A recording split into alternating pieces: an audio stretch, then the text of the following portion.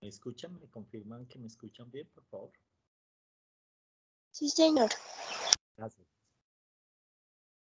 Bien, hoy creo que la profe ya les dio apertura a la evaluación o les debe estar haciendo apertura a la evaluación, entonces les recomiendo leer con atención los enunciados, tener a mano como papel, lápiz, incluso una calculadora, no hay problema.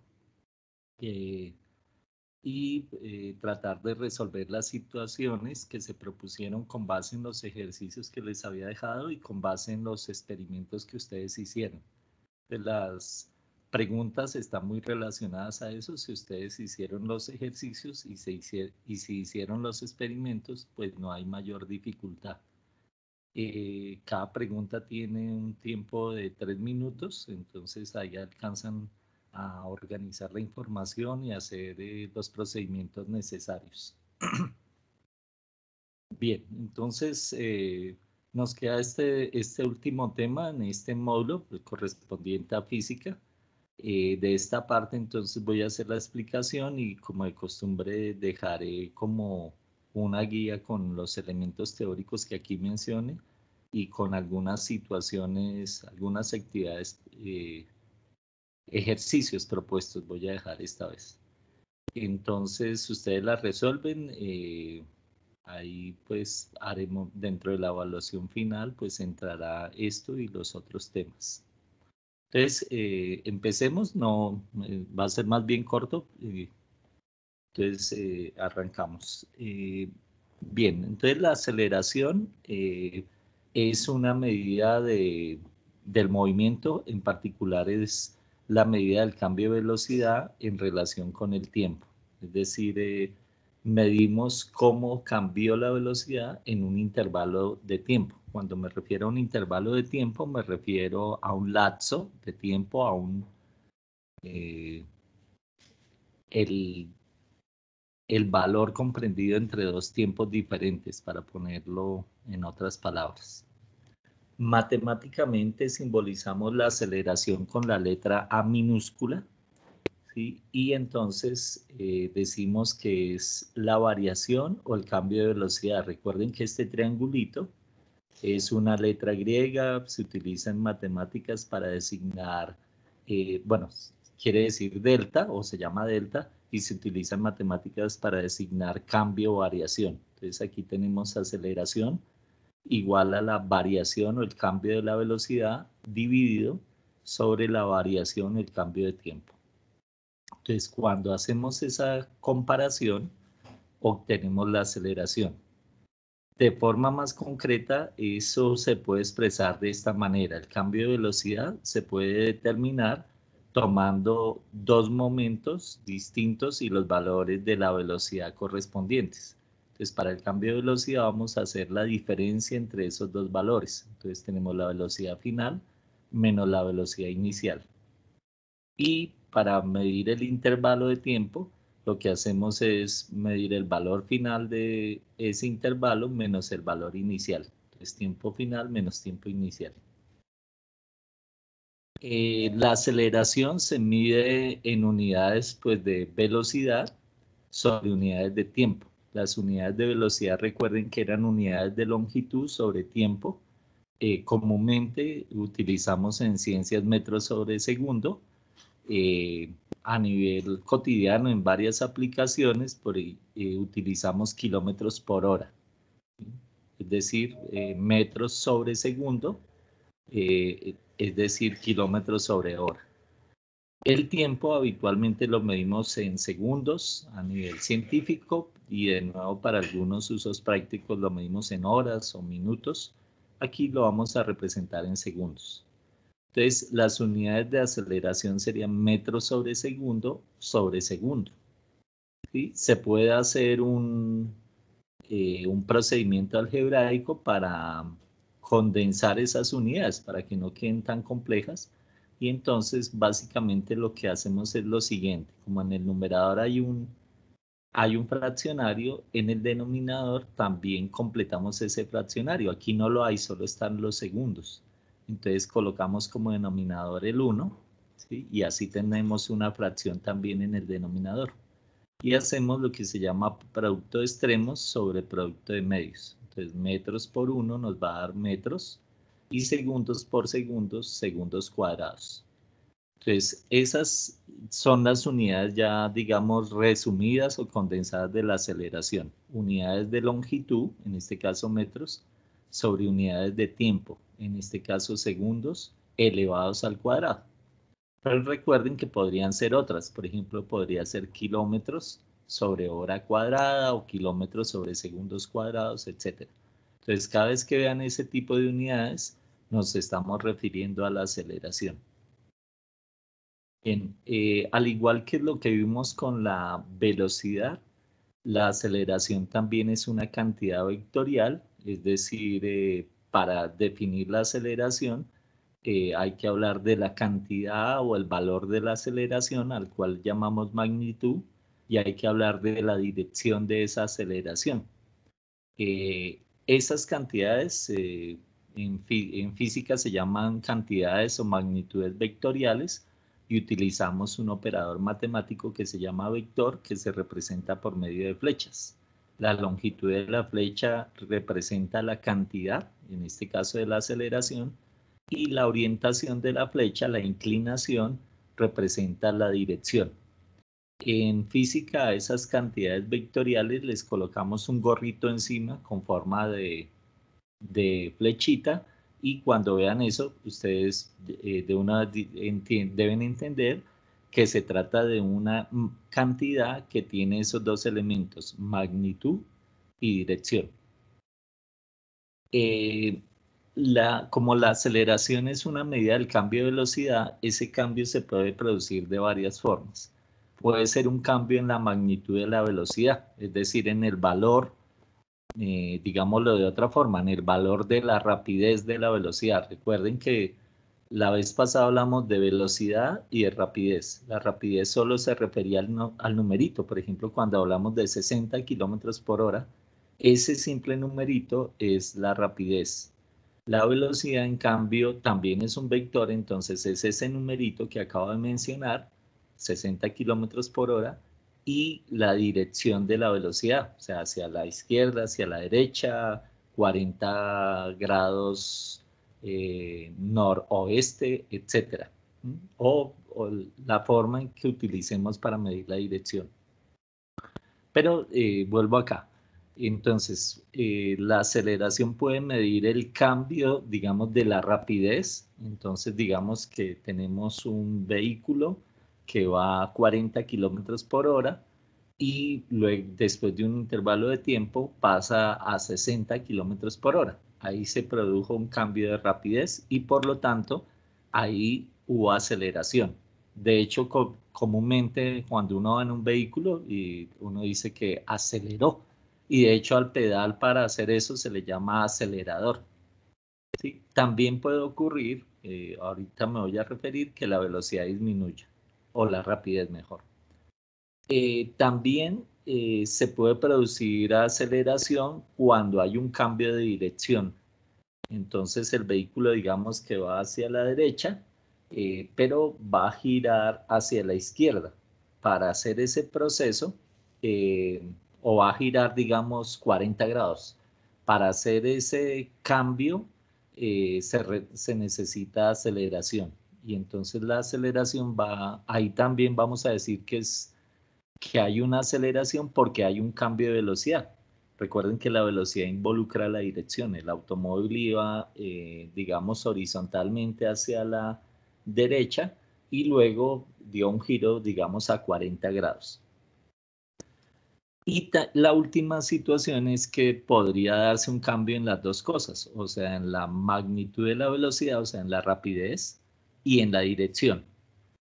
Eso tiene lugar cuando, digamos, un vehículo va en carretera y va a coger una curva.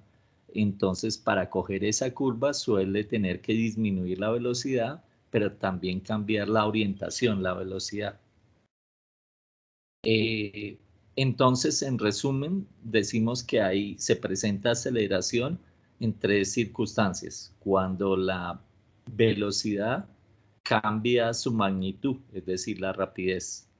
Cuando cambia la dirección del movimiento, o sea, la dirección de la velocidad, entonces ahí también hay aceleración. Y por último, cuando cambian los dos elementos, es decir, la cantidad y la dirección de la velocidad.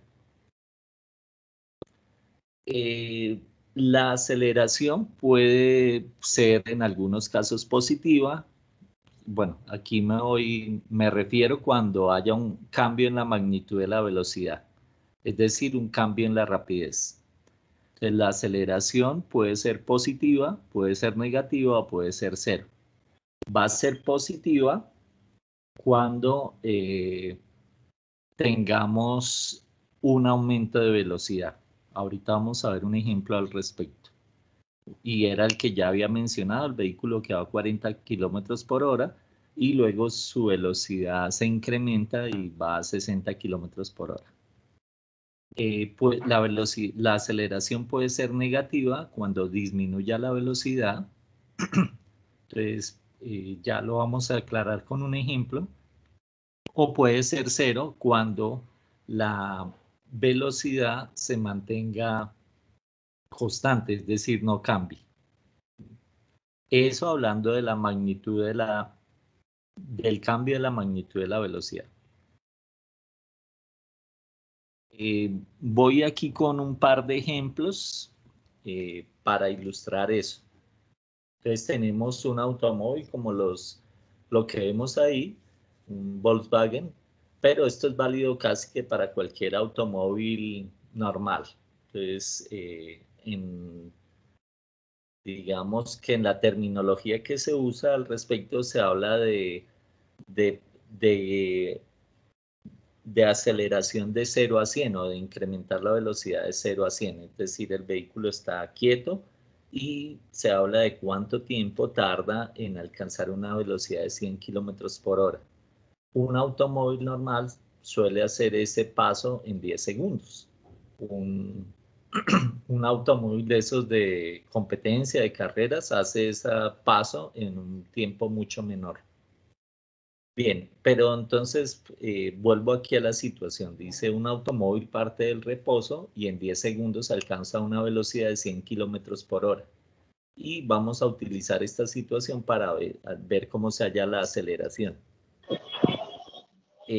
Aquí les voy a sugerir que primero hagamos una conversión de unidades. Entonces, ¿por qué es importante aquí la conversión de unidades? ¿Y alguien tiene el micrófono abierto? ¿Lo cierra, por favor? Bien, es importante aquí hacer conversión de unidades porque tenemos aquí la velocidad en kilómetros por hora y el tiempo en segundos. Entonces hay una, digamos, inconsistencia de las unidades. Aquí una parte de las unidades de la velocidad, la parte correspondiente al tiempo está en horas y la parte correspondiente aquí el tiempo, al intervalo de tiempo está en segundos.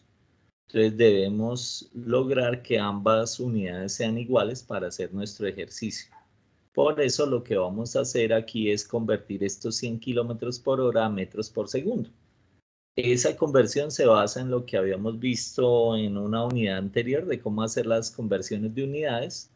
Esta conversión requeriría dos pasos, primero pasar de kilómetros a metros y luego pasar de horas a segundo. Ahora esos dos pasos se pueden integrar en uno solo.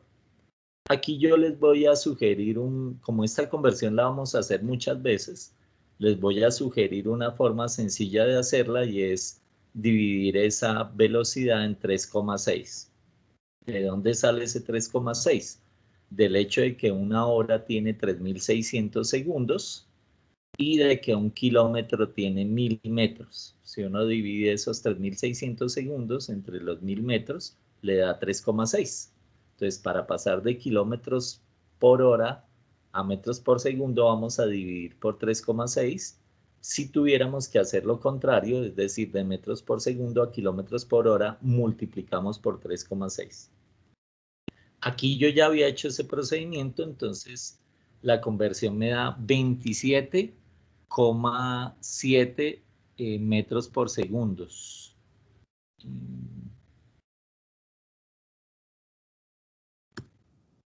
Bien, ahorita si hay preguntas, ahorita las reviso y se las aclaro, ¿de acuerdo?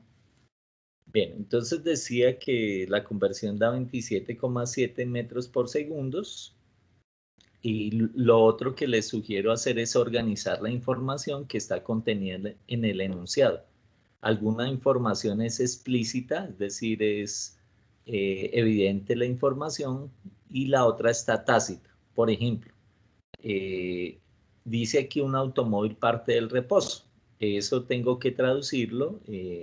Eso significa que que la velocidad del automóvil es 0 metros por segundo, y como ese es como el momento inicial de mi situación, pues la voy a llamar velocidad inicial. Pues velocidad inicial 0 metros por segundo, cuando el tiempo, o sea, el tiempo inicial son 0 segundos.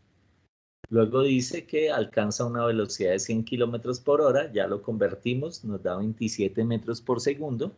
Esa sería la velocidad final, y eso ocurre cuando han pasado 10 segundos. Ahí tengo organizada la información que me da el enunciado. Y el último paso va a ser reemplazar en la formulita esa que habíamos visto por acá. Esta formulita, la aceleración es el cambio de velocidad, o sea, la diferencia entre las velocidades, velocidad final menos velocidad inicial, dividido entre el intervalo de tiempo, el tiempo final menos el tiempo inicial. Eso es lo que estamos aplicando acá. Velocidad final, 27,7 metros por segundo. Velocidad inicial, 0 metros por segundo. Ahí se me fue un 7, pero es un slash. Y el tiempo final serían 10 segundos y el inicial 0. Entonces 10 segundos menos 0 segundos. En el numerador me va a quedar 27,7 menos 0, me va a quedar 27,7 metros por segundo. Y en el denominador me va a quedar 10 segundos menos 0 segundos, 10 segundos. Hacemos la división y eso nos da 2,77 metros sobre segundos cuadrados. Ese valor es la aceleración del vehículo para lograr ese cambio de velocidad de 0 a 100 en 10 segundos. ¿Qué significado podemos darle? Esto quiere decir que por cada segundo el vehículo aumentó 2,77 metros por segundo su velocidad. Recuerden que estas unidades que tenemos acá son solo una condensación o un resumen de las unidades. En realidad estas unidades son unidades de velocidad que son metros sobre segundos sobre unidades de tiempo que serían segundos. Entonces esto siempre podemos interpretarlo como la razón de cambio, ¿sí? De la velocidad en relación al tiempo. Entonces, repito, esto sería 2,77 metros por segundo sobre segundo. Y traducido en lenguaje verbal quiere decir que por cada segundo este automóvil amarillito incrementó su velocidad en 2,77 metros por segundo. ¿Sí? Suponiendo que fuera constante ese cambio de velocidad. Bien, ese es el primer ejemplo. El segundo, tenemos esta situación, la leo y la voy comentando. Dice: un automóvil que se desplaza a 80 kilómetros por hora frena y se detiene al cabo de 3 segundos. Determine la aceleración. ¿Sí? Ahora es como la situación contraria, pero también es una situación muy típica. De nuevo, escogí esta situación para mostrar que en algunos casos debo hacer cambio de unidades o conversión de unidades. Cuando las unidades estén coherentes, por ejemplo, si yo hubiera puesto aquí las unidades metros por segundo y acá segundos, no habría que hacer conversión de unidades. O si hubiera puesto las unidades en kilómetros por hora y el tiempo en horas, no habría que hacer conversión de unidades. ¿Cuándo se hace conversión de unidades? Cuando hay unidades que no resultan coherentes. ¿Qué quiere decir eso? Si aparece algo en relación con el tiempo, debe estar en las mismas unidades. Si aparece algo en relación con una longitud, las distintas longitudes deben estar en las mismas unidades. Bien, aquí entonces hice el mismo procedimiento que atrás, cogí los 80 kilómetros por hora, los dividí por 3,6 y eso me dio 22,2 metros por segundo. ¿Sí? esa sería la velocidad final. Perdón, la velocidad inicial en este caso, porque en esta situación lo que tenemos es que el automóvil va a 80 kilómetros por hora, aplica los frenos y se detiene. Entonces, tendríamos que la velocidad inicial, ya con la conversión, serían 22,2 metros por segundo. Obviamente eso corresponde al tiempo inicial, que son 0 segundos. Ahí fue cuando nosotros empezamos a analizar esta situación de movimiento y teníamos nuestro cronómetro en 0. Luego vimos que el automóvil se detuvo, entonces que se detenga quiere decir que la velocidad es 0. Entonces, velocidad final 0 metros por segundo. Y hizo ese proceso en un lapso de tiempo de 3 segundos. Entonces, el tiempo final son 3 segundos. De nuevo aplicamos nuestra ecuación, la misma que hace un rato, o sea, velocidad final, en este caso 0, menos velocidad final, menos velocidad inicial, de 0 metros por segundo menos 22,2 metros por segundo, dividido entre el tiempo final menos el tiempo inicial. Entonces 3 segundos menos 0 segundos. En el numerador nos va a dar menos 22,2 metros por segundo, ¿sí? Y en el denominador 3 segundos. Cuando hago la división me da menos 7,4 metros por segundos cuadrados. Ese signo menos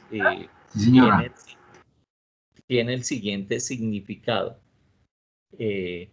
Nos dice que la velocidad estuvo disminuyendo y el número nos dice en cuánto fue disminuyendo. Entonces nos dice que por cada segundo la velocidad disminuyó 7,4 metros por segundo. Ese es el significado de ese valor. A esta aceleración negativa le ponemos un nombre especial, la llamamos aceleración de frenado o desaceleración, ¿sí? Pero en general es una aceleración. Bien, por último, tenemos que al igual que la velocidad, la aceleración puede ser media o instantánea. La diferencia entre las dos, me vuelvo por aquí, es lo siguiente. En la aceleración media vamos a medir el cambio de velocidad en un intervalo de tiempo cualquiera y no nos interesa mucho cómo fue el proceso. O sea, es probable que en medio de ese proceso haya habido varios cambios de velocidad o que de hecho en algún momento el vehículo se haya mantenido a la misma velocidad. Lo que hacemos es hallar un valor general del cambio de velocidad, es decir, de la aceleración, tomando los dos valores dentro de un intervalo, la velocidad inicial y la velocidad final, y un intervalo de tiempo cualquiera, no hay restricción. A eso lo llamamos aceleración media. La aceleración instantánea es el mismo procedimiento, pero con una condición. Vamos a medir el cambio de velocidad en un intervalo de tiempo muy pequeño tendiente a 0. Cuando hacemos eso, lo que estamos haciendo es hallar un valor de aceleración que, como su nombre lo indica, corresponde a un instante de tiempo, o sea, a cada instante de tiempo, ¿sí? Entonces, a ese valor lo llamamos aceleración instantánea. Hay alguna tecnología para calcular esas aceleraciones, pero sobre todo también hay unas matemáticas para, digamos, determinar esas aceleraciones y de acuerdo al tipo de movimiento, aplicamos unas matemáticas específicas. Eso pues lo profundizaremos por allá en grado décimo. Bien. Entonces, eso es, digamos, que lo que faltaba por decir de estos elementos para describir el movimiento. Resumo lo que hemos dicho en estas 3 sesiones rápidamente. Hemos dicho que para estudiar el movimiento, a ese estudio lo llamamos mecánica, que ese estudio del movimiento se divide en 2 partes: cinemática, que es la descripción del movimiento, y dinámica, que es la explicación del movimiento. Ahorita nosotros nos habíamos ocupado de ver cómo se empieza a describir el movimiento. Para eso tenemos una serie de variables o una serie de conceptos, de categorías. Entonces yo les enumeré 7, se las recuerdo rápidamente. El marco de referencia, la posición, la trayectoria, la distancia recorrida, el desplazamiento, la velocidad y la aceleración. Y todos esos elementos están relacionados con el tiempo. O sea, en realidad tendríamos que hablar de 8 categorías. Esos elementos son como la columna vertebral para hablar de la descripción del movimiento, es decir, de la cinemática.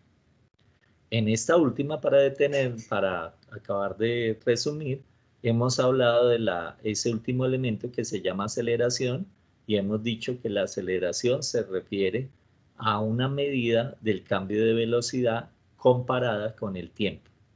¿Sí? Y hemos descrito cómo puede ser ese cambio. Entonces, hemos dicho que ese cambio puede ser en la cantidad de la velocidad, es decir, en la rapidez. Hemos dicho que ese cambio puede ser en la dirección. Aquí no expliqué cómo era eso, porque implica un conocimiento matemático que no hemos visto y que trabajaremos el otro año. Y puede ser un cambio en los dos elementos de la velocidad, es decir, la cantidad, la rapidez y la dirección. La aceleración en relación con el cambio en la magnitud de la velocidad puede ser positiva, negativa o cero, lo cual significa en el primer caso que haya aumento de velocidad, en el segundo caso que haya disminución de velocidad o en el tercer caso que no haya cambio de velocidad. ¿Listo? Y por último estamos diciendo que podemos tener una aceleración media, que es un valor general de la medida de ese cambio de velocidad en un intervalo de tiempo cualquiera. Y una aceleración instantánea, que es la medida del cambio de velocidad en un intervalo de tiempo muy, muy, muy pequeño, tendiente a cero. Por eso sería el valor del cambio de velocidad en un instante de tiempo y con eso queremos decir casi que como único. Listo, ahora sí, creo que no sé si debían tener algunas preguntas o algo, no tenía aquí mucha forma de mirar el chat. Entonces, si hay preguntas, o pueden abrir su micrófono y hacerlas.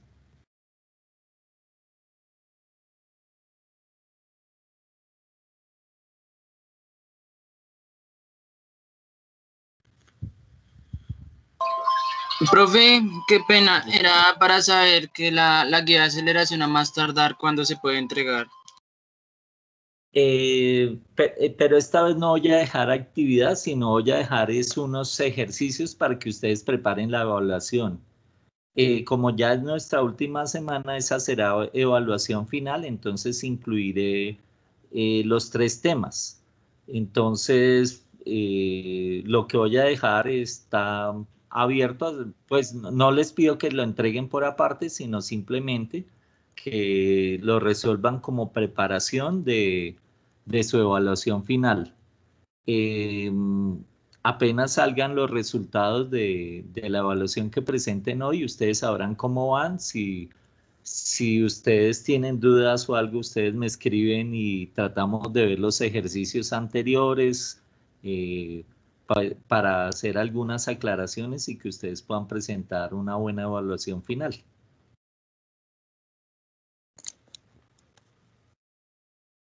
¿Alguna otra pregunta? Entonces, en principio, pues yo creo que haremos evaluación final por allá el jueves. Entonces, lo que deje hoy será para estudiar y pues irá hasta el miércoles de la otra semana, hasta el jueves. Y algunos me han enviado a veces los trabajos, pero creo que solo un par de personas me han hecho preguntas, pero pues está abierta la posibilidad de que ustedes hagan preguntas. Entonces me pueden escribir, ya sea al correo, a mi número de celular y con gusto les atiendo las inquietudes.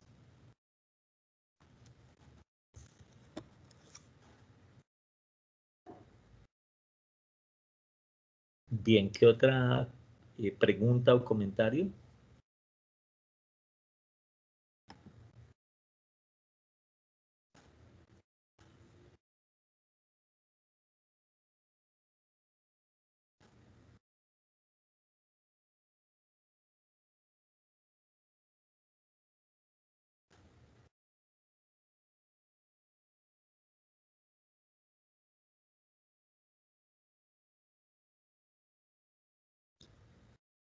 Bien, si no hay preguntas, pues para no alargar la sesión innecesariamente, entonces pues le daré paso a uno de los dos profes. No sé si está por ahí el profe Roque o eh, si él continúa o si continúa el profe de biología y el profesor John.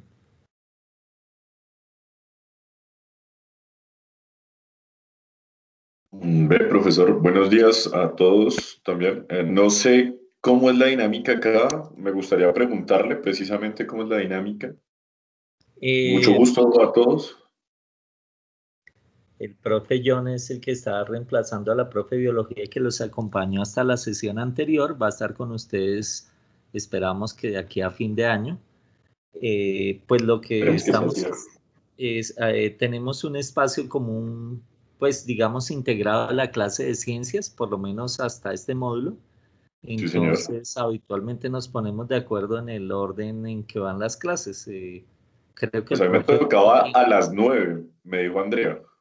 sí, Sí, eh, entonces me imagino que Hola voy después compañero, tuyo. sí. Roquecito me había dicho que seguía después tuyo, entonces no sé si lo Ah, esperamos no, no. a ver Sí, si sí, se conecta. esperemos. Y por eso era que yo a John le había dicho que a las 9, qué pena. No, no, es- no, yo perfecto, no tengo ningún problema. Yo simplemente estoy por acá preguntando cómo es la dinámica. Qué bueno. Muchísimas gracias. Igual, eh, entonces esperemos al profesor Roque si está y si eso, no, sí, iniciemos. eso, ok. Voy a timbrarle porque de pronto está, es que él tiene clase después, entonces por eso para él es importante continuar enseguida.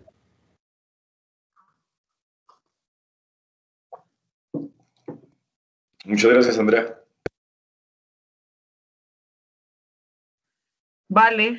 eh,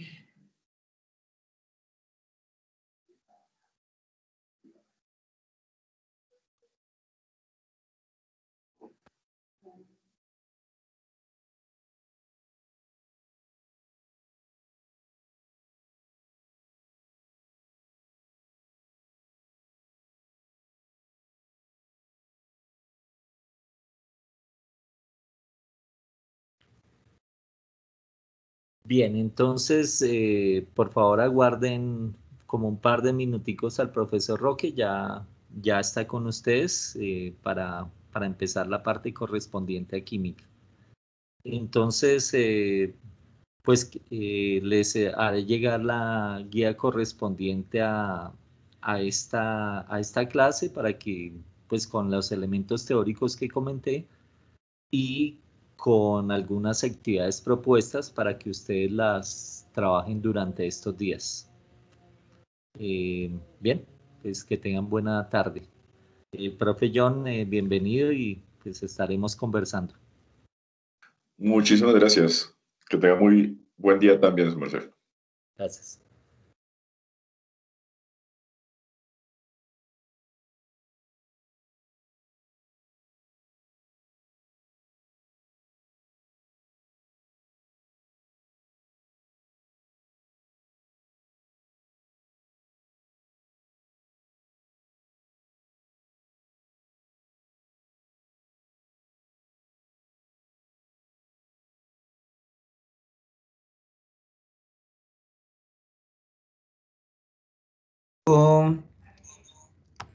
ya te escuché. ¿Me escuchaste? Sí, ya nos están escuchando. Ya nos están escuchando. Ah, bueno. Espérate, a ver, entonces. Ah, no, ya listo. Gracias.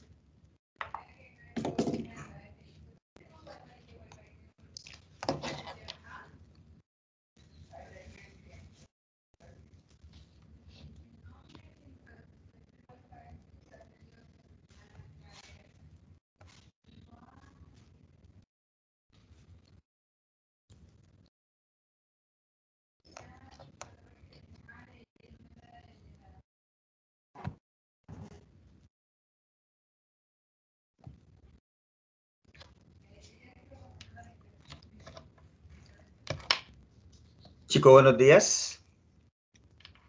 ¿Sí me están escuchando perfectamente? Sí, Sí, señor. señor. Sí, señor. Ah, bueno. Me encanta que haya señales de vida por el otro lado. ¿Qué más, chicos? ¿Cómo están? Bueno, darle la bienvenida al profe John, que les va a acompañar con biología lo que queda este resto de año. Para el bien de ustedes y de ese conocimiento, ojalá que no haya ningún tipo de inconvenientes con él, que sea el profe que nos va a estar acompañando todo el tiempo de lo que queda. Bien, muchachos, en la clase anterior estamos viendo las mezclas. Hablábamos de las mezclas como aquellas sustancias que químicamente no reaccionan entre sí. Decíamos de las mezclas también pues, que sus componentes no van a participar de manera proporcional o de manera definida, sino que eran cantidades variables. Usted podía hacer una mezcla con un poquito del componente o podría hacer una mezcla con un componente bastante alto.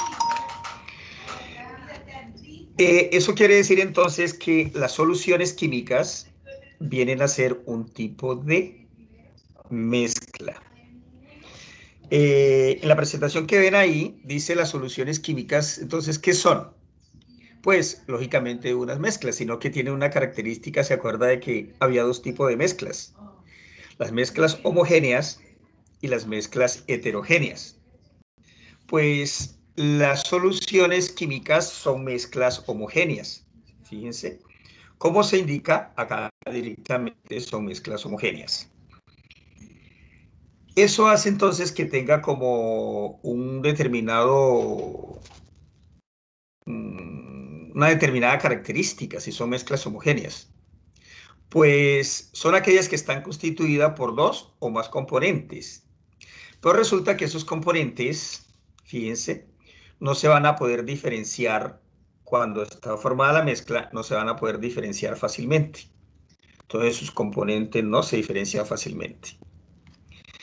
Hay que indicar acá que las soluciones también son conocidas con el nombre de disoluciones, especialmente si son líquidas, ¿no?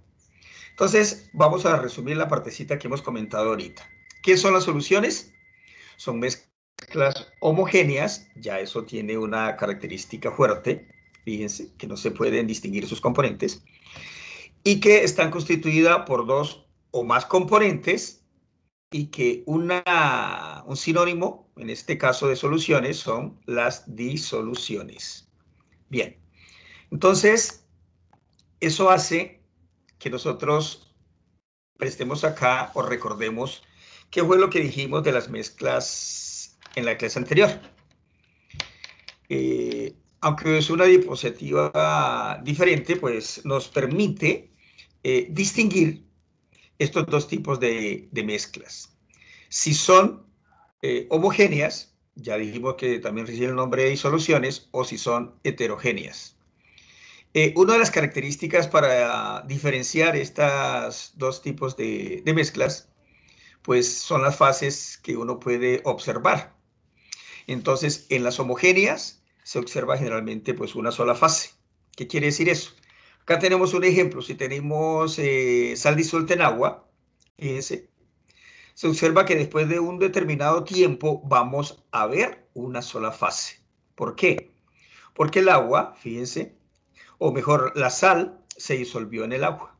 ¿Esto debido a qué? A sus fuerzas intermoleculares que están presentes.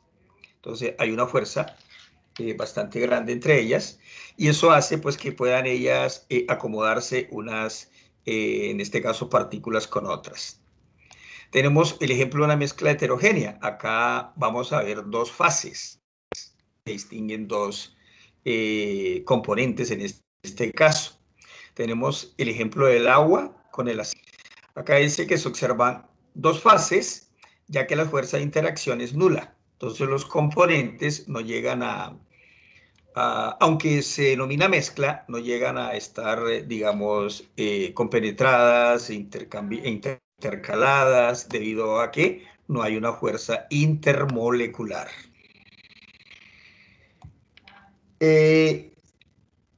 Traigo esta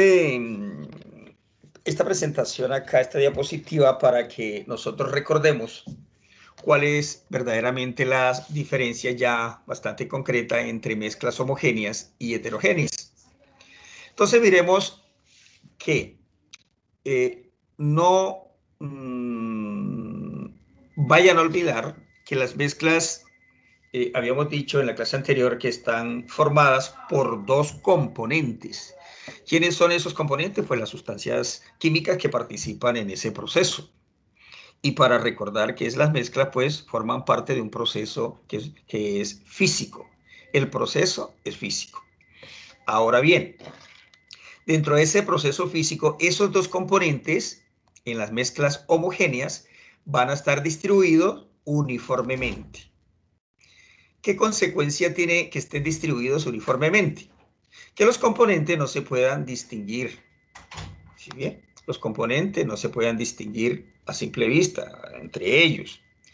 Eso trae otra consecuencia. ¿Cuál es? Entonces vamos a ver una sola fase. ¿Sí? Como en el ejemplo anterior. Fíjense, del agua de acá, del agua de sal. Entonces ven ustedes que hay una sola fase después que se disuelve. ¿Sí? Entonces los componentes están tan distribuidos uniformemente que no, aquí todavía, ustedes dirán, no, pero es que ahí se ve la sal. Sí, pero se ve la sal en el momento en que está cayendo. Entonces más adelante vamos a ver un ejemplo más concreto. Acá, por ejemplo. Acá vemos cómo ese componente, aunque aquí me adelanto un poquito a una explicación. Bueno, aquí también se puede ver el agua que está cayendo, entonces no nos sirve para lo que íbamos a decir. Miremos a ver, sigamos acá. Ahorita les presento el ejemplo para que ustedes quedan y lo puedan determinar mejor. Entonces, mire, lo que he dicho es lo siguiente, que las mezclas, toda mezcla está formada por componentes, dos o más componentes. Ahora, que cuando los componentes se distribuyen uniformemente, estamos ante una mezcla homogénea. ¿Qué es eso que se distribuyen uniformemente? Que no se pueden distinguir entre ellos. Y eso determina una sola fase. Entonces la fase puede ser líquida, puede ser sólida, puede ser gaseosa. Entonces, si tenemos, por ejemplo, una fase, no sé, el aire es una mezcla. ¿Y es una mezcla qué? Gaseosa. Entonces sus componentes se encuentran en estado gaseoso. ¿Qué pasa con las mezclas heterogéneas? Que a simple vista se van a diferenciar sus componentes, ¿sí? ¿Por qué? Porque no están distribuidos uniformemente. Y vamos a encontrar, en este caso, dos o más fases. Otra característica de las mezclas homogéneas, los componentes están tan bien distribuidos que la mezcla presenta en todos sus puntos las mismas propiedades. ¿Qué quiere decir eso? Si usted tiene, por ejemplo, una mezcla de agua-azúcar, ya está ahí suelta el azúcar en el agua, pues entonces usted no puede distinguir dónde están las moléculas de agua ni dónde están las moléculas de azúcar. ¿Por qué? Porque es una mezcla con componentes distribuidos uniformemente. Entonces, están tan bien distribuidos que por todas partes donde usted tenga el agua de azúcar va a tener las mismas propiedades. Cosa que no ocurre con las heterogéneas. ¿Por qué? Porque los componentes mantienen sus propiedades individuales. Por lo tanto, las propiedades de las mezclas van a ser diferentes de acuerdo al punto donde usted las va a observar. Bien, entonces, más adelante, si hay la oportunidad, vamos a volver a este cuadro porque nos va a regir cada vez. Entonces tenemos el ejemplo de una solución química. Es importante esta gráfica para que ustedes puedan determinar acá, disculpen, dos cosas. La primera, que las soluciones químicas, estos componentes van a tener nombres propios. Entonces, van a ser solvente y soluto. Entonces, acá vamos a tener en cuenta lo siguiente. Mire que dice que el soluto es la sustancia que se disuelve. ¿Cuál es el soluto? La sal. La sal es la que se va a disolver. ¿De acuerdo? Y el solvente es la sustancia que permite la disolución. ¿Quién va a ser el solvente? El agua. Y cada vez que haya agua en una solución, ese va a ser el solvente. Generalmente ese va a ser el solvente. Entonces, aquí que es importante decir acá, que un ejemplo de esta solución puede ser agua con sal, y que el resultado, fíjense, va a ser agua salada. Esa es la solución. Entonces, si ven, hay un solvente, que es el agua, hay un soluto, que es la sal. ¿Cuál es el resultado? Una solución. ¿Cómo se llama la solución? Agua salada. ¿Sí? ¿Qué característica tiene el soluto? Que es la sustancia que se va a disolver. Ahorita vamos a ver cómo es que están distribuidas esas partículas. ¿Qué característica tiene el solvente? Bueno, ese solvente, en este caso el agua, es el que va a permitir que se realiza la solución. O sea, es el que va a disolver a ese soluto. ¿De acuerdo? Entonces, ya tenemos dos elementos nuevos en este caso, solvente y soluto. Tenerlo en cuenta para la evaluación de la otra semana. Aquí hay una pregunta para que usted tenga, o para evaluar, constatar que a usted sí le quedó claro qué es soluto y qué es solvente. O sea que ya le dije un punto de la semana que viene. Bien.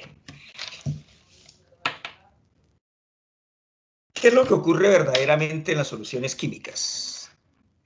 Entonces, no pueden olvidar, no pueden dejar a un lado que es que las mezclas homogéneas, fíjense, las mezclas homogéneas son llamadas también disoluciones.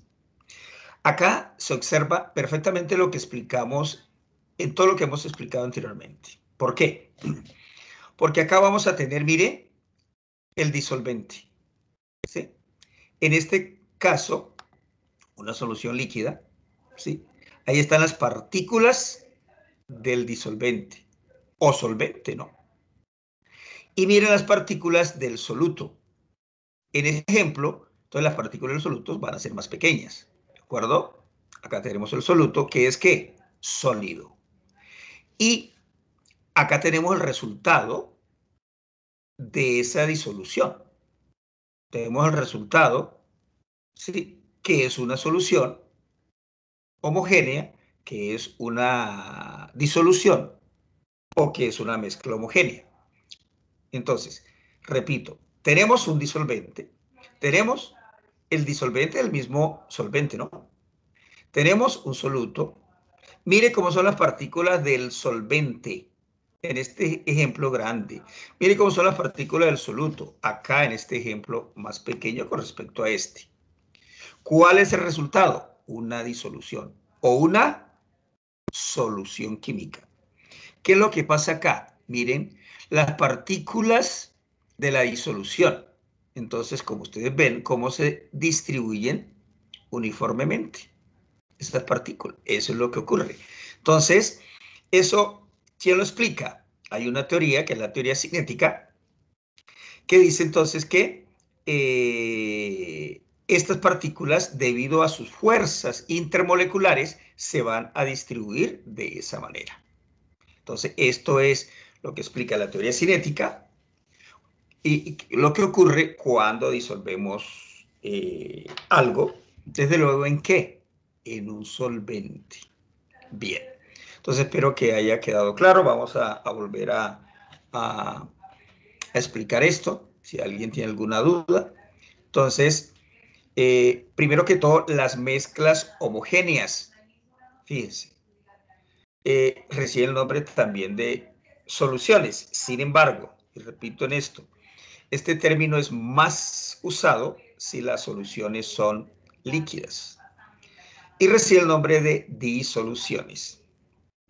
Aquí, esto lo que nos permite es explicar bajo la teoría cinética, cómo es que ocurre la disolución.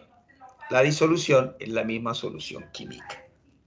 Ahora bien, tenemos un disolvente o un solvente, fíjense, ahí están graficadas, mostradas mediante un dibujo cómo serían las partículas del solvente. Tenemos un soluto, en este caso sólido. Pueden haber solutos líquidos, ¿no? ¿Sí? Usted tiene, por ejemplo, una solución de ¿qué? De agua con alcohol etílico, y eso disuelve en agua, ¿no? Entonces, ahí, ¿quién es el solvente? El agua. ¿Y quién es el soluto? El alcohol. Pero mire que el alcohol también es líquido. ¿Cómo quedará la solución? En estado líquido, ¿sí ve? Pero acá, en este caso, es un sólido. Y entonces las partículas del soluto se muestran así. Y esta gráfica es interesante para que ustedes vean cómo es que se distribuyen las partículas cuando ocurre la disolución. ¿Sí? Y acá tenemos la disolución. ¿Cuál es la característica? Que es uniforme. Sus componentes ya acá no se pueden distinguir. ¿De acuerdo? Bueno.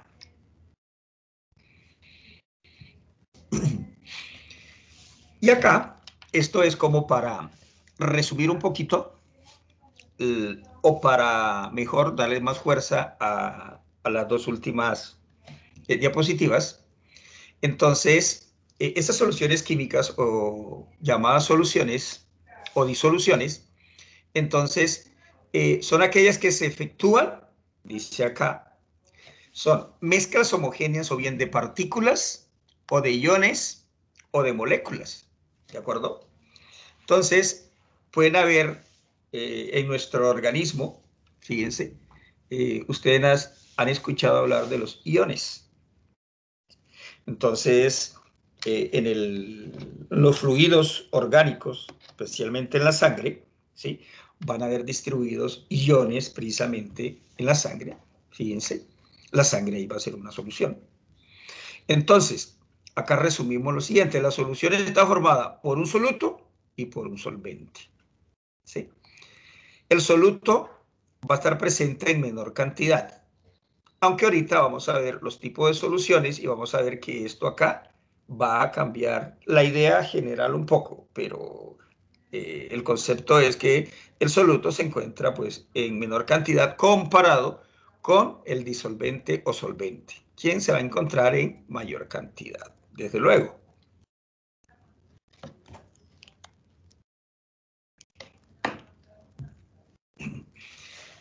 Y lo que les decía, los tipos de soluciones. Entonces, los tipos de soluciones químicas, ellos se van a dividir de acuerdo al grado de solubilidad. ¿Pero de quién? Del soluto, ¿sí? Desde luego en el solvente, pero es el soluto quien determina cuáles son las clases de soluciones, ¿de acuerdo? Entonces, si usted tiene, por ejemplo, un poquito nomás de agua, un poquito nomás de azúcar, una cucharada de azúcar, por decirlo así, en un recipiente, puede ser un vaso. Entonces ahí la solución va a ser diluida. ¿Por qué? Porque el soluto se encuentra en un porcentaje bajo. ¿Bajo con respecto a qué? Bajo con respecto al solvente. ¿Sí? Imagínense, usted tiene un recipiente, puede ser un vaso. El solvente es agua, el vaso está lleno. Y le agrega un poquito nomás, una cucharadita de azúcar, de esas cucharas pequeñas. Pues entonces la disolución es diluida. Este término yo creo que ya lo manejamos por la vida cotidiana, ¿sí? Entonces usted dice, eso está diluido. ¿Qué quiere decir eso? Que la solución está poco concentrada. La solución está poco concentrada, ¿sí? Entonces la solución es diluida, ¿sí? ¿De qué va a depender? De la cantidad de soluto, del grado de solubilidad del soluto, de la cantidad del soluto, ¿sí? Entonces, ahí tenemos en el ejemplo que les di una solución diluida. ¿Y cuándo es concentrada? Bueno, cuando el porcentaje del soluto, fíjense, es proporcionalmente más cercano al solvente. ¿Sí? Entonces, acá dice las soluciones concentradas tiene un gran porcentaje de soluto en el solvente. Y las soluciones saturadas, mire este nombre, usted ya lo puede determinar. ¿Sí? Podríamos decir casi que lo siguiente. Diluidas, soluto muy poquito, bajísimo, muy bajo. Concentradas, hay como casi un equilibrio entre soluto y solvente. Y saturadas son aquellas donde el solvente, en nuestro ejemplo del agua con azúcar, el solvente no admite más soluto. El solvente no admite más soluto. ¿Qué quiere decir eso? Que si usted comienza a echar azúcar en agua, llega un momento en que no puede disolver más azúcar en esa cantidad de agua. ¿Por qué no lo puede hacer? Porque ya se saturaron esos espacios, ya se saturó ese poder de disolución que tiene el agua como solvente. Ahora, ¿pero sí se pueden disolver más soluto? Claro, pero cambiando las condiciones. ¿Cuándo puede usted cambiar una, o cuál puede ser una condición que puede cambiar? Ah, bueno, cambiarle la temperatura. ¿Sí? Entonces, esos ya son agentes externos para poder, fíjese, hacer que ese solvente pueda admitir más soluto. Y entonces, si el agua ya está caliente, usted puede disolver más azúcar. Incluso en sal, si el agua ya está caliente, usted puede disolver otros solutos. Y entonces, si le agrega más de esa cantidad que está a temperatura ambiente, entonces cuando decimos que una solución está sobresaturada, que no la traje aquí en el caso porque vamos a manejar estas tres, pero vale para el ejemplo, y es que la solución está sobresaturada. ¿Qué quiere decir eso? Que se le ha agregado más soluto, fíjense, del que admitía el solvente en condiciones normales. ¿De acuerdo? Bien. Entonces, acá tenemos, recordemos, los tipos de soluciones. ¿Cuáles son? Son diluidas, concentradas y saturadas. Y o saturadas. Y también pueden existir las sobresaturadas, ¿cierto? Aquí cambiemos esta O por I. Entonces, tipos de soluciones. Diluidas, concentradas y saturadas. Sin olvidar que están las sobresaturadas. ¿Cuándo se dan? Cuando se cambian algunas de las condiciones iniciales, como el aumento de temperatura, que es un elemento bastante importante para admitir más soluto. ¿De qué va a depender esto?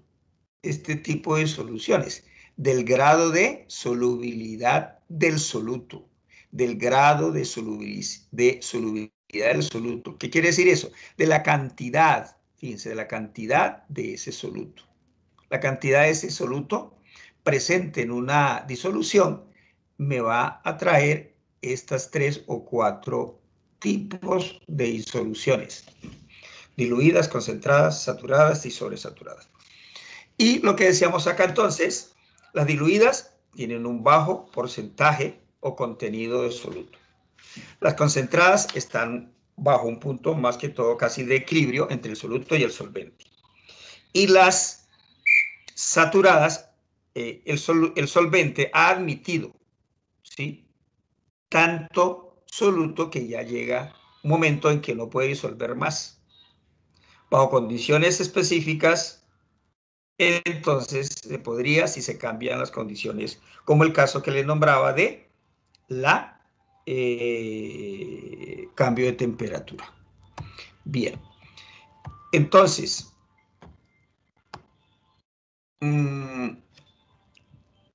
resumo acá, fíjense, como para ya, disculpe, para darle la palabra al profe John de biología. Entonces, resumiendo, tenemos que las soluciones químicas fíjense, son mezclas homogéneas, eso debe quedar claro.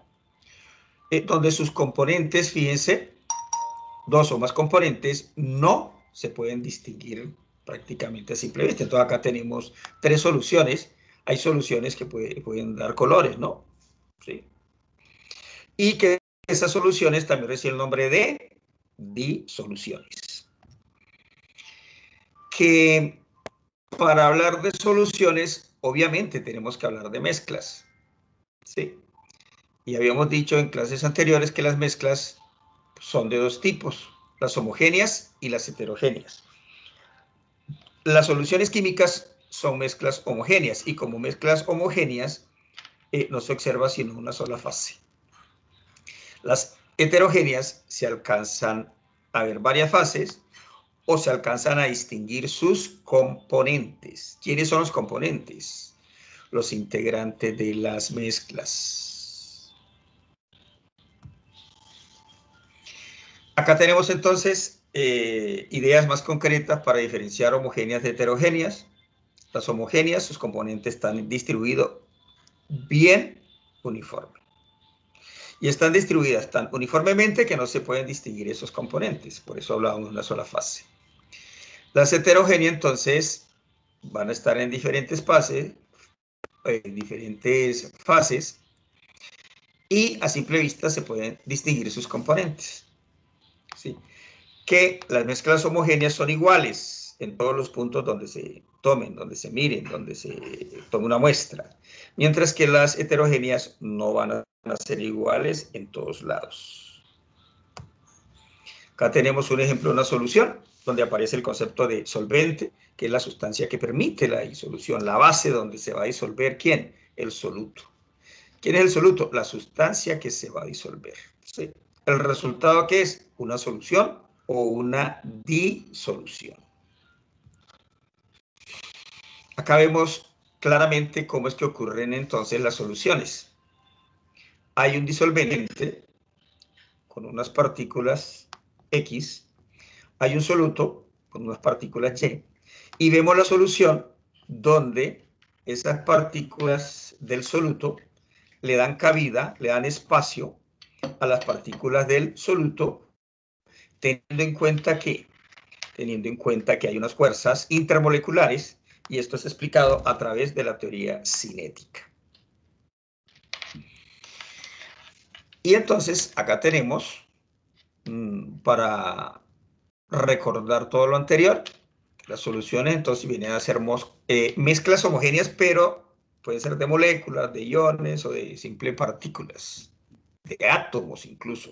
En el caso del aire, en el aire, que es una mezcla homogénea o una solución gaseosa, ahí hay átomos. Entonces el aire, por ejemplo, es una mezcla y está conformado ¿por qué? Por grandes átomos de ¿qué? ¿Cuál es el gas más abundante en el aire? A ver, ¿quién me recuerda por allá? Abran sus micrófonos y alguien que me diga cuál es el gas más abundante en el aire como mezcla. Si están presentes, ¿quién se anima? ¿Sí me están escuchando? ¿Sí me escuchan? La pregunta es, El estamos nitrógeno, hablando... profe. ¿El qué? El nitrógeno. El nitrógeno, correcto. A esta pregunta casi no. Mucha gente va a decir que es el oxígeno. ¿Y cuál es la razón? Ah, bueno, porque nosotros asociamos el oxígeno en el aire con la respiración. Por allá el subconsciente le dice, di que el oxígeno, si no dices el oxígeno te mueres, dejas de respirar. Pero no, el gas más abundante en el aire no es el oxígeno, es el nitrógeno. Y está presente en una altísima cantidad, incluso lo triplica, es 3 veces más abundante el nitrógeno que el oxígeno. Ese es un ejemplo de mezcla homogénea y en estado ¿qué? Gaseoso. ¿Sí ven? Entonces, ¿sí ven? Que las mezclas pueden ser de moléculas, de iones, de partículas, de átomos.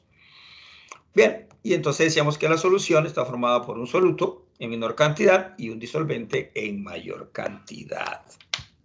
Ay, qué pena. Y entonces llegamos a los tipos de soluciones, que son diluidas, concentradas, saturadas. Las diluidas se encuentran en baja cantidad de soluto con respecto al solvente. Las concentradas están un poquito más en equilibrio la cantidad de solvente con el soluto.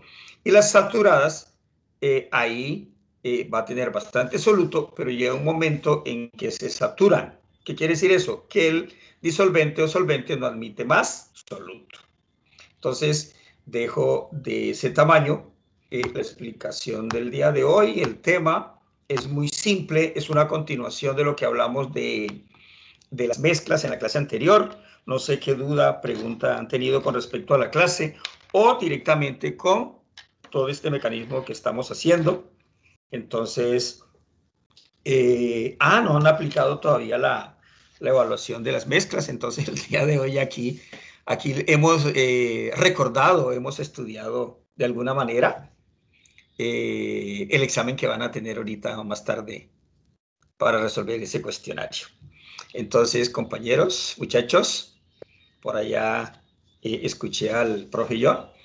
Entonces, no sé, ¿qué preguntita tienen por ahí alguno de ustedes? Demos la oportunidad a 2 personas si tienen alguna pregunta, para que el profe John pueda como que charlar con usted un rato, porque me imagino que va a hablar qué han hecho y todas esas cosas, porque no sé si ya directamente voy a dar una clase, porque a veces está apenas en el empalme, ¿cierto, profe John?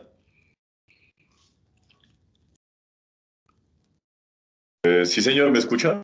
Claro, Sí, muchas señor, sí, lo estoy gracias. escuchando. Sí, Claro. vamos a preguntar un poco de qué, hasta qué han visto pero bueno, muchas gracias. Esperemos las preguntas que tengan los estudiantes respecto al tema de soluciones.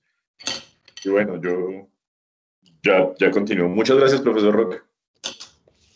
Bueno, señor, que esté muy bien. Bueno, entonces yo lo dejo para que usted que hay que charlar un rato con los muchachos Sí, señor, muchísimas gracias. Entonces, sí, y porque más parece adelante que podemos charlar con los dos ya están muy personalmente. callados y Bienvenido a la yo quiero que institución. hablen. Sí, señor. Bienvenido a la institución y entonces se queda con ellos, por favor. Que esté muy Vale, bien. muchísimas gracias, Chicos, profesor buen Roque. día, que esté muy bien. Hasta luego, muchachos. Que esté muy bien. Parece que se congeló por allá la imagen, no sé, tengo problemas ahorita de conexión, pero bien, listo.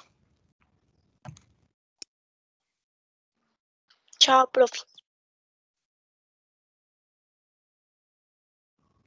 Chao, que esté muy bien. Feliz día.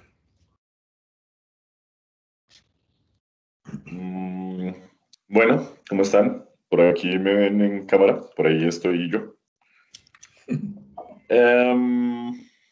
Bueno, mi nombre es John Díaz. Voy a dictarles la clase de biología. Mi especialidad, al igual que la del profe Roque, es la química, pero llevo estudiando parte biológica unos años, unos 10 años también.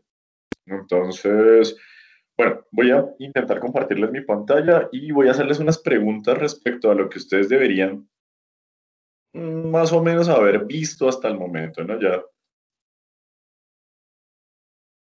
Ya quiero mirar, el video se detuvo cuando comenzó. Uf.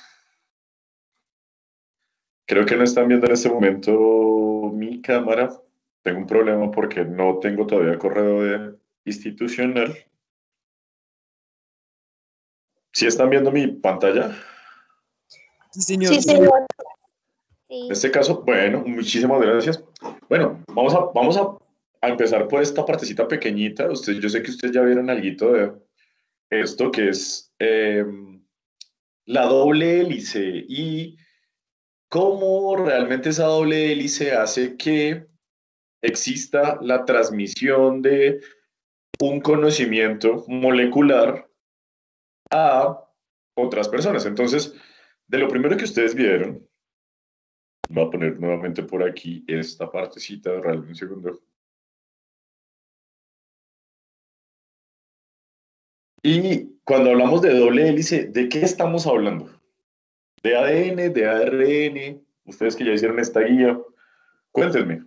Alguno que me cuente, uno solito. Con uno está bien para mí. Hola. ADN, profe. De ADN, ¿cierto? Exactamente, de ADN. Muchísimas gracias. ¿Qué es el ADN? Ya que estás por allí, ¿qué es el ADN?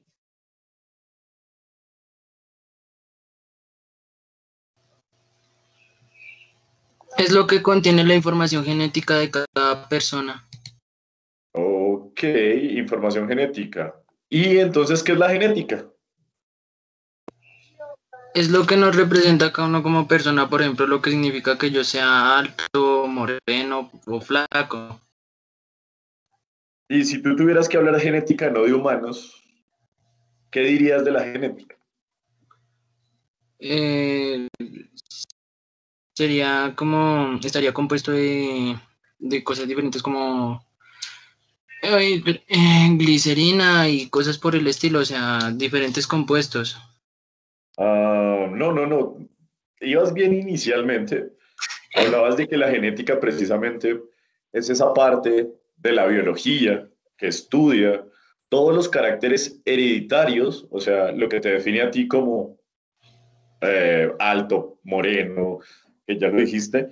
En una planta sería exactamente lo mismo. Es, lo que define a la planta, o sea, esa es la parte de la biología que define cómo la planta va a crecer y cuál va a ser su morfología, su color, su sabor, el tipo de olor que emite y demás. Entonces, respecto a eso es que nosotros podemos hablar, ¿no? ¿Listo? Ah, ok, profe. Vale. Entonces, continuando un poquito con esta parte, lo primero que ustedes han visto o que vieron, por ejemplo, en los últimos 3 talleres, una parte fue ADN, ¿cierto? El segundo taller debe ir muy orientado a eso. Lo último que vieron fue genética mendeliana, que pues Mendel lo que hacía o lo que intentó explicar Mendel, ¿no? Creo que por acá está. Mm, Sí, lo que intentó explicar el señor Mendel fue como cuando se cruzan dos tipos de genes, cómo realmente se expresan esos genes, ¿no? Entonces ustedes vieron algo que se llamaban cuadros de Punnett, estos cuadros de Punnett, y trataban de entender cómo realmente pues, se expresan el color de ojos o el tipo de sangre o su color de cabello y demás, ¿no? Entonces, en estos cuadros de Punnett se podía expresar cómo era realmente la transferencia de esos dos genes a una célula.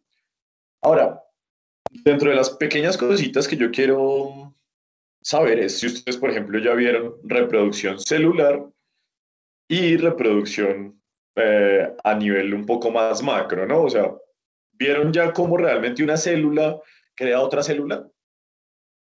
Esa es mi primera pregunta. ¿Vieron ya cómo una célula crea otra célula? Si no lo vieron en este curso, lo pudieron haber visto en sexto, en séptimo, en octavo, pero ¿vieron en algún momento eso? Pues, profe, lo que yo sé es que pues una célula se divide creando otra igual, pero no estaría Exacto. seguro. Sí, sí, sí, sí. ¿Cómo se llama ese proceso? Mm, no me acuerdo bien, profe, qué pena. No, no, tranquilo, no hay problema. Eso se conoce como mitosis, ¿no? Eso se conoce como mitosis. Entonces espero que hayan visto mitosis y meiosis. Simplemente esto es una encuesta pequeñita para saber cómo están en conocimientos, que han visto. Además, de pronto tú que has estado todo el año aquí con ese cambio de profesores gradual, si tú tienes los temas que has visto, no sé, en tu cuaderno, en algún lugar, ¿me los podrías decir? ¿Me los podrías comentar?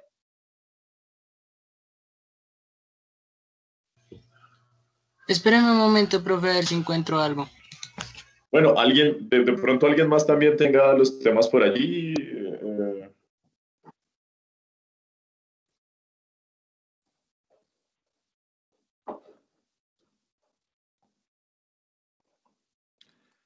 Sí, hola. De pronto alguien más, si tienen los temas, por favor me los podrían regalar, me los podrían decir, me podrían decir qué han visto y ya les cuento qué vamos a hacer durante el transcurso de lo que viene.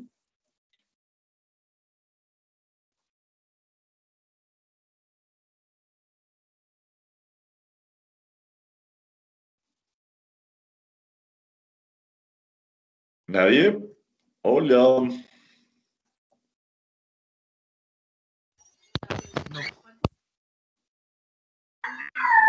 No, profe, es que eso lo vimos el año pasado, no este año. Ah, bueno, no importa lo que hayan visto, pero ¿me pueden regalar lo que han visto este año? Pues en este año no hemos tenido clase de biología y solo unas cosas de ADN poquitas y ya. O sea, en este año lo único que han visto es ADN, toda esta parte de ADN, cuadros de Punnett. ¿Solo han visto esa partecita? Básicamente. Ajá. Dime. Ok. Eso está grave. Bueno. Yo creo que, bueno, entonces... Profe, Dime. yo acabé de conseguir lo que vimos a principio de año. ¿Qué vieron a principio de año? Gracias. Era transporte de membranas, Jiménez. dibujos sobre la neurona, hipnosis,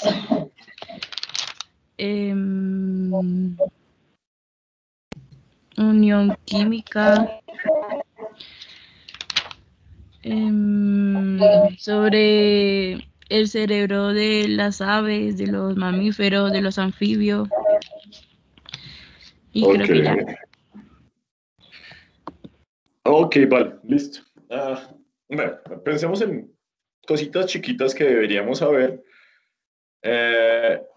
Quiero preguntarles si entonces lo que ustedes vieron el año pasado fue precisamente esto, ya solo como por terminar una cosita ya de precisar para cuadrar las clases de lo que viene, cómo vamos a evaluar y demás.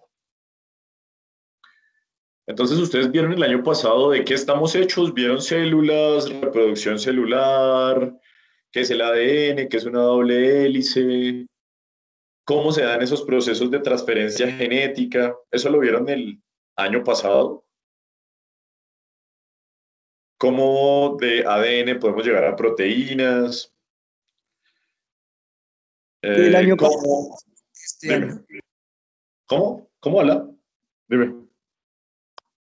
El año pasado y parte de este año. Ok, eso fue lo que más o menos vieron. Y transporte, neurona, unión química, ok. Bueno, vamos a tratar de, en las próximas clases, bueno, voy a enviarles una, ¿cómo hago para tener acceso a sus correos? Andrea, disculpa, ¿tú estás por allí? Hola, sí, claro que sí. Andrea, disculpa, yo no sé cómo se hace para tener acceso a los correos de ellos, que me gustaría enviarles como un material adicional, como para que terminen. John, si quieres lo que podemos hacer es que me envías el material y yo se los comparto a ellos por WhatsApp. Y adicional, yo te envío si quieres después los archivos que tengo de los correos de ellos. Lo que pasa es que algunos a veces se están conectando por los correos y demás de los familiares, entonces a veces la vía más eficiente de comunicación es el WhatsApp. Pero sí, yo te comparto los archivos de los correos y lo que te digo, podemos hacerlo por WhatsApp, no hay problema. Mil gracias, mujer, eres muy amable. Entonces, gracias a la profe Andrea, que nos va a hacer ese favor. Voy a compartirles una cartilla preciso de genética, de qué deberían ustedes saber de genética y vamos a ver realmente qué tanto ustedes saben de genética. En el próximo encuentro que tengamos, que será en una semana, me imagino, vamos a precisamente a recordar un poquito estos temas, vamos a resumirlos como para ya darles fin. Vamos a definir otras cositas como la parte de reproducción sexual. Entonces yo creo que la siguiente clase que nos veamos vamos a como tratar de concluir lo que han visto entre octavo y noveno, que es esta parte de célula, de ADN y de transferencia genética, y vamos a empezar un poquito con la parte de reproducción. Me dicen que, me comentaba ayer la profesora Andrea, de hecho, que ustedes todavía no tienen nota del primer corte, entonces vamos a intentar sacar esa nota del primer corte. Y vamos a tratar de terminar, por ejemplo, con algún ciclo, por ejemplo, de reproducción humana. Y yo creo que con eso vamos a intentar terminar el año, ¿listo? Sin embargo, pues voy a compartirles la cartilla en las próximas ocasiones. Es un poquito larga, yo lo sé que es un poquito larga, pero son temas que en teoría ya vieron. Entonces, nada, pues espero que intenten desarrollar la cartilla. Son más o menos unas 20 hojitas, pero son cosas muy sencillas de responder. Y ya les contaré en las actividades, que se les envía para la siguiente semana, ya les contaré cómo se va a desarrollar esta asignatura y cómo vamos a hacer con las notas. Yo creo que eso sería todo por hoy. Igual, muchas gracias. Andrea, no sé si tú quisieras agregar algo a la reunión. No, John, no hay lío. Apenas entonces tú me envías el material, yo me pongo en contacto con los chicos y les estoy enviando lo que el profe me envíe. Recuerden que a las 10:30 nos vemos en 9-3 en dirección de curso. ¿Listo? Muchas gracias. Andrea, muchas gracias. Muchas gracias nuevamente. Voy a dejar de compartir esta pantalla para despedirme de ustedes y poder volver a despedirme. Entonces, gusto en conocerlos. Muchas gracias para las personas que participaron en la clase el día de hoy. Y nada, nos vemos en la siguiente semana en nuestra clase de ciencias con el profesor Roque y el profesor, ¿cómo se llama el otro profesor? Disculpen, no tengo ni idea. Giovanni, y el profesor Giovanni, muchas gracias. Entonces, espero terminemos el año, podamos sacar notas, podamos que ustedes realmente participen en esta parte de biología. Yo quiero que esto no se convierta en una sola clase donde yo hable, sino que realmente todos podamos hablar. Vamos a ver si lo logramos. Y nada, gusto en conocerlos y